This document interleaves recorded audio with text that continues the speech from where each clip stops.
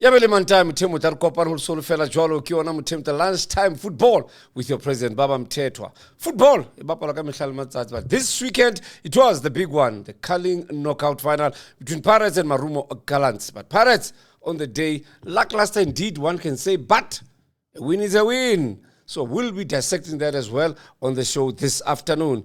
Also, Nigerians are starting to love our football. That's why in many of the podcasts are now discussing the PSL. Who would have thought? And lastly, on our show today, we'll be talking about refereeing in South Africa. We spoke about Bongile Tom, Miss Makaliba. Now, a new problem. Yesterday, when Chiefs were playing TS Galaxy, the referee denied Kaizer Chiefs a clear goal, claiming an offside. Is it good? Is it bad for our football? We shall see. You are live on Omni Audio Africa with the president, Baba Mthethwa. It's lunchtime football. Harza Maliona. As we approach AFCON and the World Cup in 2026 in America, Mexico and Canada, South African football is growing leaps and bounds. Guess what? Because of the league that we have in our country. The PSL is becoming a big talking point on the African continent. Remember that in AFCON 2023, Bafana mainly used players based in South Africa playing in the PSL. Fast forward, 2025, AFCON 2025, yet again, we qualified for AFCON, qualified for the World Cup with mainly players based in South Africa. For that, it's a sign that our football league is growing leaps and bounds and it is becoming something to consider playing at, as young players around the continent would want to come here. Many people ask themselves, why are South African teams able to import players from overseas?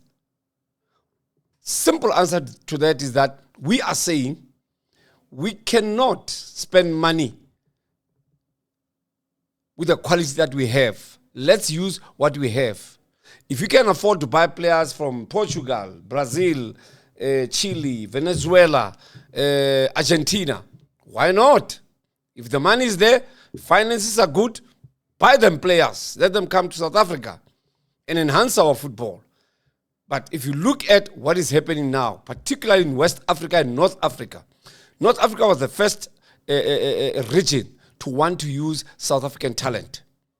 Now, West Africa now is joining the queue because Nigerians are saying PSL is the best league on the continent.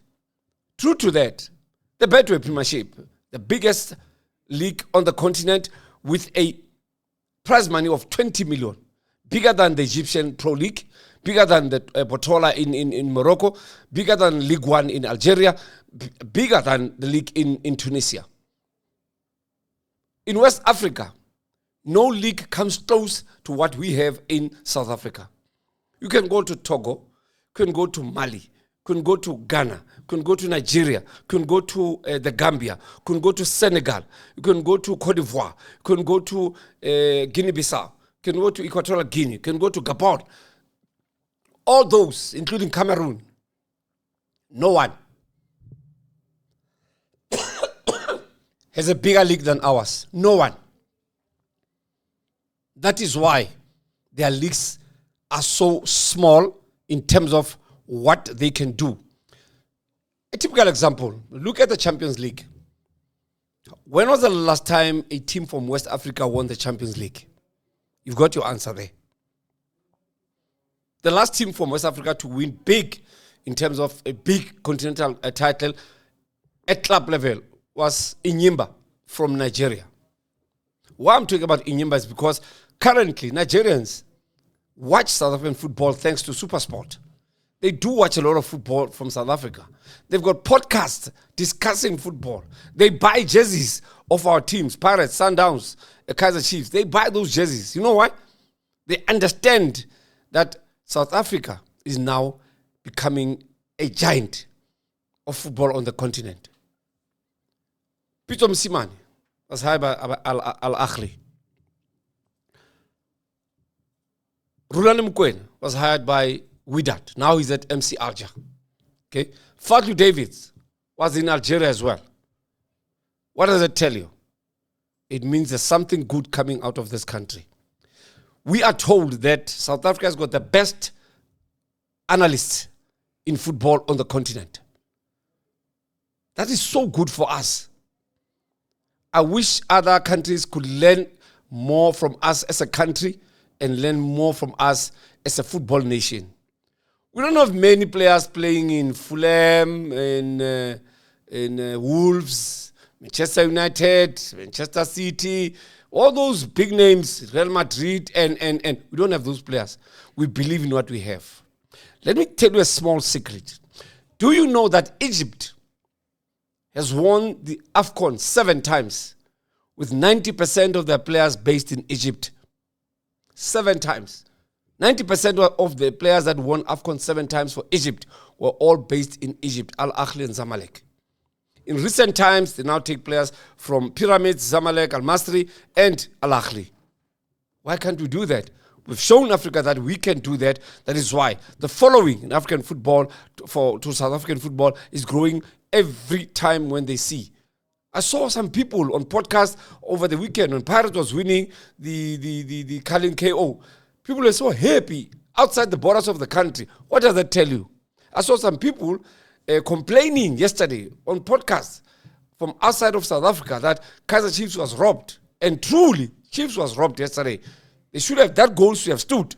And if people open those discussions on TikTok, on Facebook, it's very good. It's a sign that if you talk more about it, that means you're doing something good or something wrong. Bathi inja zikhonkotha edlulayo. So if we mile, so there's round. But if it's on the move, dogs will follow and start barking. So that's what we are doing in South Africa. Our football is going very fast. And come AFCON, we might spring a surprise. Who knows? It's not just football, by the way. You need luck as well. If you know me by now, I always speak about the universe. Every small thing and big thing that you receive in this world, you must say thank you to the universe. Because you never planned it, you never knew it will come your way. If we win AFCON as Bafana, please remember, the universe played a certain part in that. So thank you to all of you. Bo Oga, Libo Igwe, Kafela Luna. Thank you very much for loving our football in South Africa. Come and learn some. Come and learn some. You'll see how we do it. Nigeria has got talents, a plethora of talented young boys and girls who can play football. But they all rush to UK. This morning I was looking at the French national team. And I said, the French national team, we can have a African all-star team from that. And I looked at all the players selected, almost all of them, that come from all corners of Africa besides the south. The west and north. Algeria, some, and then Nigeria, all of those. So that means, I'm not saying they don't respect our football. No, I'm saying we should start believing in who we are as Africans. On Saturday, I was receiving an award, and in my speech, I said, Africa cannot divorce itself from itself. Africa is a continent of wealth of bigger proportions. I also said, we all know the common enemy. Why have we started fighting amongst ourselves? One day, we want to see Africa with one denomination.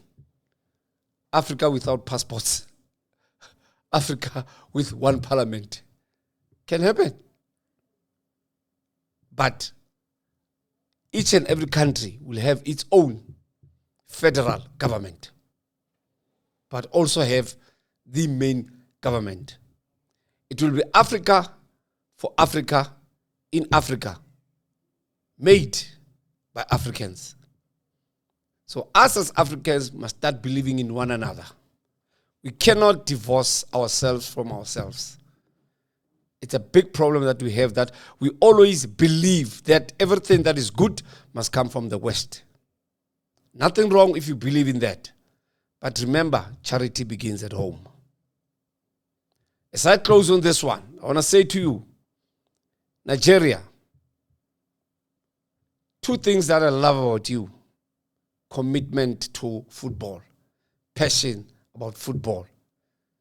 That by itself is going to take us somewhere as a continent. I hope each and every nation on the continent, 54 countries, 1.2 billion people, and in the diaspora, living here and in the diaspora, will make sure that we deliver Africa. We are capable. 1.2 billion is a lot of people. We can deliver Africa on our own. Blacks, whites, coloreds, Indians, and any other, including Creole. We can build Africa on our own. Why not have the biggest league in the world that includes the biggest teams from Africa? I'll close on that one. Think about it. Thank you. And thinker. And I speak my mind. You know me by now. Banraka. Babu Hampigana. I don't care. Get up. Continue doing it. The universe will punish you one day because you know the truth. That is why I'm saying every Monday I'll remind you that I don't care about what you think about what I'm going to say. Guess what?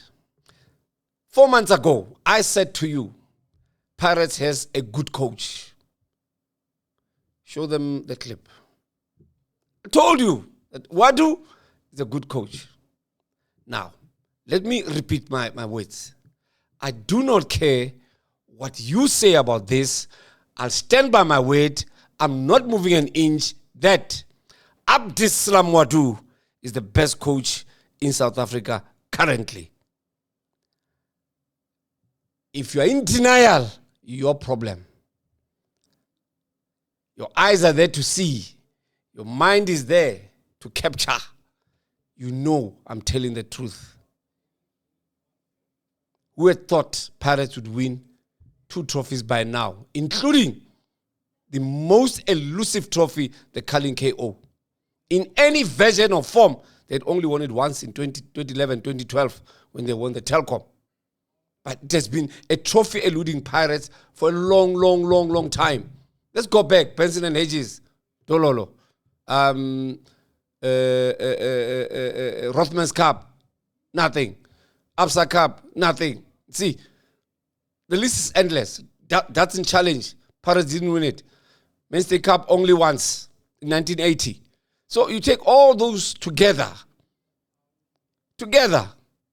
Coca-Cola Cup, Pirates never won it. So you see what I mean. Winning this thing was the biggest of them all. Of the 8 trophies Pirates has won since 2021. 2020. 8 trophies. That is 5, what do you call this? 4, Nedbank. No, MTN 8, sorry. 4 MTN 8. The Nedbank, back-to-back, twice. And now this one. 8. You see what I mean? You see what I mean? Do you still say no? First season at Pirates, lost 2 games in the beginning, 8 clean sheets in total.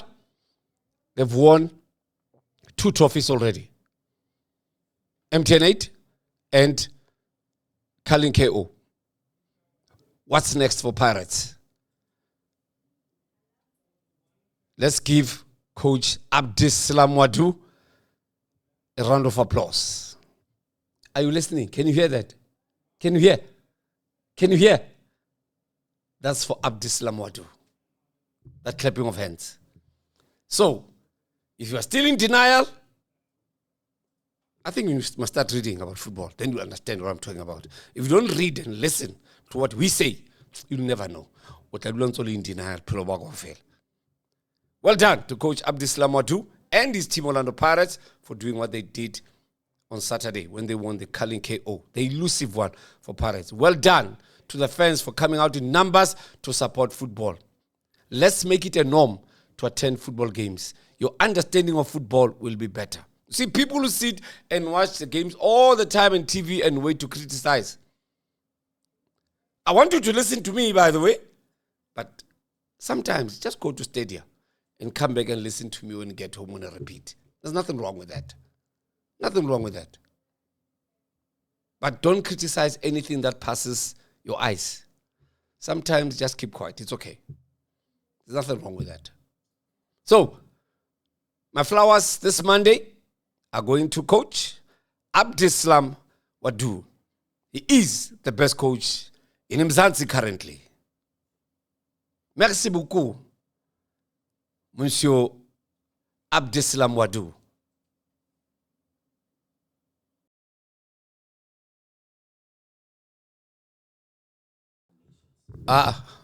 Tsepo, I hear that your question is about Hugo Bruce. Me calling him, he's done wonders for Bafana. Maybe let's start. Football 101. Football 101. When Hugo Bruce arrived here, we're at number 70-something in the world. First accomplishment. Today, we are at 50-something. We just lost our status to 61, but we're going back now to 50-something. How many big teams have we jumped over in the process? Right. Tsepo, do you go to stadium? Were you going to stadium when Bafana were losing games left, right, and center and not qualifying for AFCON? Do you know between 2019 and 2023, we never went to AFCON? Do you know? Hugo Bruce won AFCON with Cameroon 2015, came here 4 years ago. Where are we as a nation? We've qualified for 2 AFCONs since Hugo Bruce came here. We won a bronze medal since Hugo Bruce came here. The last time we won a bronze medal, or any medal for that matter, in AFCON was in the year 2000 in Nigeria and Ghana when they were co-hosting. We got a bronze medal. We beat Tunisia on penalties in the 3rd place final. 2000, that is 25 years ago, when we got our last medal at AFCON. 25 years ago. In 2023, we beat some giants in African football, including World Cup semi-finalist Morocco, including the team that took out Nigeria in the playoffs, DRC, including the smallest nation that is going to the World Cup, that is Cape Verde. We beat them at AFCON 2023. Now you tell me that Hugo Bruce did nothing for Bafana. Then who did? Who did? Look at football with another eye, not with hate or being personal. No. Look at the results. Results are there. AFCON results are there for you. When we lost to Nigeria in the semi-finals in 2023, I don't know how old you were at that time, but go get the footage of that match and tell me, was it fair for Bafana to lose in that match? If you didn't see the game, please find it somewhere on YouTube or somewhere and look at what happened in that match. Watch the whole match, not with a subjective eye, but look at what happened in that match. It was heartbreaking for what the officials did to us. So, qualified for AFCON 2023. Qualified AFCON 2025, top of our group. When last did you see that with Bafana? Qualified for the World Cup, top of our group. And you still say Hugo Bruce is not good?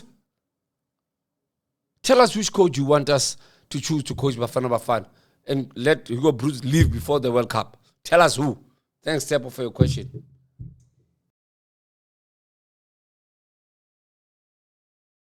I think sometimes, what's his name? Mangoba. I don't understand when you say he's not a good coach because there won't be any continuity. Continuity of what? First, each and every coach, when he joins a team, he selects his own players. There's no law where it says he must continue the same players. Nothing like that.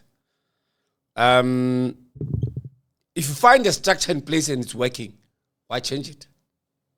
So I don't know if you are predetermined in this thing because you know already that the new coach that is coming, he's not going to continue the same players. I don't know how do you know that? Are you saying to me now he must choose other players even if they've done well? Which continuity are you referring to? Who must continue doing what and where? Because if this team is doing well, continue with the team that is doing well Add 1 or 2, 3, 4, 5 players for different tournaments, different matches. But the main thing is to keep the structure of the team in place. I think as in my back of my head, I think I understand why you're asking that question and why you're saying what you're saying. A coach will come in and find a club or a national team battling. Starts looking for players that he believes can play for him. Isn't what Hugo Broos did? The last coach, that coach Bafana, did not have all the players that we have in Bafana now. Why don't you refer back to that coach and say there was no continuity from him? Let's start there. Hugo Broos started choosing his own players when he got here. So from the last coach of Bafana, there was no continuity. Stuart Baxter. All the players that he had in his team, the last AFCON that they played at in 2019 in Egypt, in Egypt, that's it. Now we have a new bunch of players. Age-wise, top. Most of the players who played at that time in 2019 AFCON under Stuart Baxter, all of them, besides Thembinkosi Lodge, probably they have no future at Bafana. Hence, Hugo Broos started his own journey with his own personnel and players moving forward. 2 AFCONs qualified for World Cup. The coach that came before him did not qualify for the World Cup in 2018. We know what happened, but we're fine with it. 2022, we didn't qualify for the World Cup. We know what happened. Both occasions, Senegal and Ghana robbed us. It's fine. But continuity, it all depends on who's coming and who's leaving. If the new coach coming shares the same sentiments as Hugo Broos, then that means we'll have the same players continuing in the Bafana setup.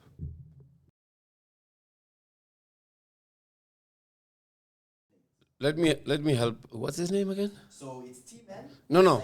Saifo is correct. Let's go to T-Man. T-Man, your question about Bafana being helped by Sundowns to do well and Hugo Broos didn't have players. Where was he supposed to get players from? Let's start there. I agree we have a big league in South Africa, the biggest on the continent. We've got a big team like Sundowns, because you're saying he took players from Sundowns. Where was he supposed to get players from?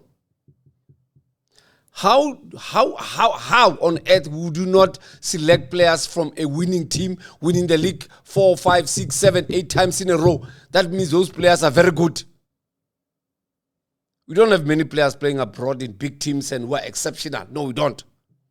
We don't. Hugo Broos chose players that he feels and believed they would do well for the nation. If Sundowns players were a bulk in that team, nothing's wrong with that. It's not written anywhere that you must select players from different clubs. No. If you feel that 11 players who are nationalities of that country play well together, select them. Spain did it, selecting players from 2 teams, Barcelona and Real Madrid.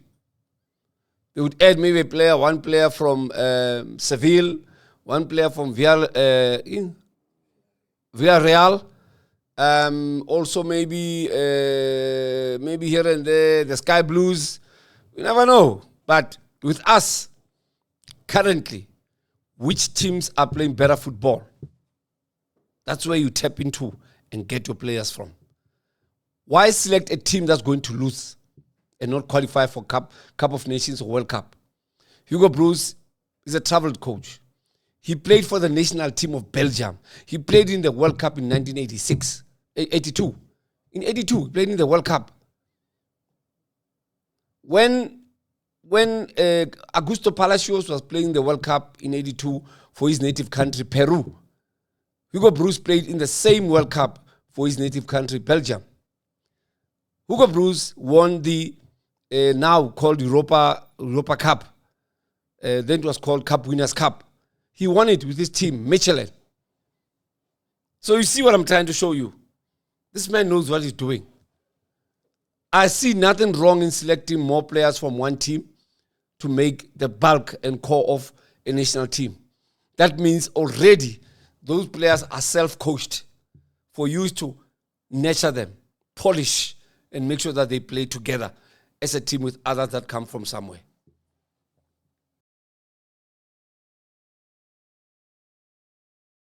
Uh, um, I hear there's a question about Thembiko Seloche and what we said on the live about him not being selected and why was it selected. I think the main thing is discipline. Discipline is not just about drinking alcohol and messing up with girls. No. If you say to a coach, your job is to coach me but not to run my life, is that not discipline? That's being ill-disciplined. Because you are trending on the very same ground that you should be walking on thin ice. And you don't go back and apologize to the very same coach you said that to. Thereafter, you fake an injury. Then a string of things follow you from your club, first Pirates, then Sundowns. The coach looks at you and says, is he going to be part of my team with this kind of behavior? He can't even apologize to me. Tell me, if he didn't apologize to the coach, would he look at the coach in the eye? Knowing that he had said what he said to Coach Hugo Broos. Hugo Broos is European, Matota. Abadlali la, baba bicycle. It's either you're with him or you're not with him. So, unfortunately, don't ill-advise the boy. You see where he is now. He'll never say that to the coach. He'll be packing his bags tomorrow. Go back to South Africa. Come make say. I'm telling you. He would never say that to a coach at Wida that your job is to coach me, not to look at my life. He'll be packing his bags tomorrow, coming back here. But he learned a lesson now. That's why he's behaving. But unfortunately, people have got different convictions. Hugo Broos believes that that player cannot be in his plans by any means you can think about, unless there'll be some intervention from the association. But remember, they can say select him and about benching. What's the point? Unkile space of a player that we could use. But I think there's an understanding between the coach and Safa that this one we're going to select. And the worst part about it, we talk too much on social media as players. We forget that when social media closes, real life sets in. And real life is where? That's when Hugo Broos comes in. Mbule story. Mbule we know. Left Sundowns, went to Skukuni, as Skukuni let him go. Have we ever heard anything about that with him? Hugo Broos has never had an issue with him. Abdeslam had said, before he even coached Pirates, he said he loves Sipombule. He loves how he plays football. That's why he went to the Pirates board and said, I want that player. There were reservations, surely, that people wanted to say, no, this and that and that. He said, give me the boy, I'll fix him. And he fixed him. The master chef is cooking. And the pots are boiling. And the plates are there. And the stew is being chowed. And trophies are falling left, right, and center. It's not me. It's the master chef. So, unfortunately, coaches decide who they want and who they don't want.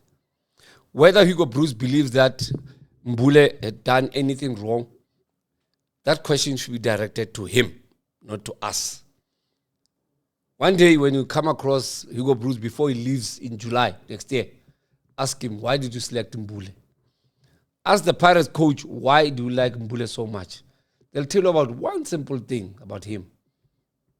Work ethic. That's all. He wins hearts with his work ethic. Sipombule. I want to win in. Is he still doing that now? I don't know. But week in, week out, you see a fit Mbule playing football, an exceptional football. Connect the dots about behavior and decision to play certain player or not. I'll leave it at that.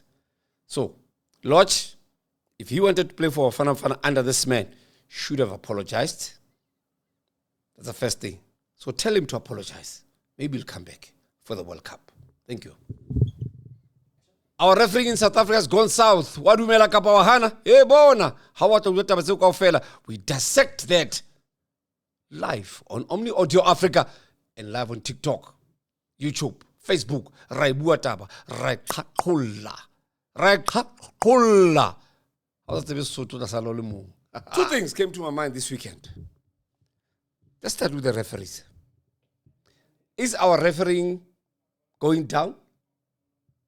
Or is it something that is becoming a trend that as South Africans, we agree to anything? If it's wrong, we say it's fine. We'll fix it. But why can't we keep to the normal standards of good refereeing to avoid all this talk about match officials every season? There's a new term used in football in South Africa called benefiting. Who's benefiting? Who are the beneficiaries in our football? Many questions can be asked to why, when some teams are playing, the opposition will always benefit. Or sometimes big teams will always benefit. But yesterday, it was a different story. Chess Galaxy benefited via the referee. Should we point the finger at SAFA, or should we point the finger at the actual individual or refereeing generally in South Africa? One can go back like 6-7 years ago. The same problem of benefiting has always been there. Complaints have always been there. Why don't we have a proper reviewing structure in our football, whereby if a referee had committed something wrong, then we can talk about it, let it be reviewed, and a decision be taken. Not about the result of the match, no, but about, say, maybe a red card. The influence of the referee on a particular match. Did the referee use fairness? As you and I know as football people, that in football, FIFA will always want fair play to happen in each and every football match around the globe. Doesn't matter how big, doesn't matter how small. And doesn't matter which country the football match is being played at. If it's in South Africa, SAFA is the one who trains and supplies referees to the PSL. But I'm saying, if SAFA referees are spoiling the party, it leaves a bad mark on the PSL. The PSL is well run, that's a given. So now, if any subsidiary that probably has some kind of interaction with the PSL is running their own part of football in a cocaine manner, then we'll have a problem. Refereeing in South Africa has gone south. It's a given. It has really, really gone south for two reasons. Consistency, okay? And application that includes interpretation of the laws. For those who don't know, here's Football 101. FIFA controlling laws of football are 17 in number. Starting with the first law, Law 1, that says the playing field. I won't mention all of them. I just hit here and there. The playing field. 2, the players. Then 4 and 5. 4 is players' equipment. That means players, how they dress, what they must wear. No rings, no bracelets, no spandla, no anything on your waist or wherever, nothing. And when you're wearing blue, top to bottom, even your under, they call it what? Tight, must be the same color as your trousers. All those things fall under Law 4. Then we've got 5 and 6, referee and other match officials. Let's continue very quickly. Offside, Law 10. See, and then how do you determine a goal? No, offside, Law 11. How do you determine a goal? Law 10. They're all there, but I feel that our referees are failing in one big aspect: interpretation and application of the laws of football. The laws of football are meant to make sure that there is a smooth running component of football. If there are no laws, that means you can kick people, you can handle the ball as and when you want, where you want in the field of play. You can dress the way you want, and you can swear and use foul language. Law 12 works on things like foul language, bad tackling, robust tackling, handball that is probably in a box or something that is impeding a player from scoring a goal. Because before you determine a goal, you must look at en route to the net. Did the ball have something that distracted the movement of the ball, which is a handball? Typical example, when Bafana played Nigeria in Bloemfontein, they scored with a hand. And should have been a non-goal, that one. But it was given wrong. Many people are saying, no, it was given because the ball hit his chest first, then his hand. It does not matter whether the ball hits his head and then his hand. If it touches his hand and his hand was not in its natural position, it cannot be ruled as a goal. It should be ruled as an handball. Law 12, fouls and misconduct. That's one rule that is applied in each and every match, every second minute in football. That's why you got yellow cards. Robust play, using excessive force, incitement, and all those things are part of Law 12, fouls and misconduct. Do we apply them well? No. Do we interpret them well? No. But remember, this is not a blanket thing over all referees in South Africa. There is a group of referees who failing us all the time when it comes to application and interpretation. Remember, Law 6 says the referee has got all the powers, okay? All the powers to make and take any decision required in a field of play during normal play. And as long as you are within the perimeters of the ground and the dugout, you are still a player. That's why if you are suspended, but you come and dress up like a player and sit in the dugout, you are regarded as a player. The team that is playing, that made you wear a playing strip and sit with the playing players on the bench. If the other one can put a protest knowing that you are suspended, but your team ignored that, 3 points will be docked from them and they lose the match. So as long as you are in that dugout area, in the precinct of the ground, you are regarded as part of the team that is playing. That's why a player on the bench can also receive yellow card or red card.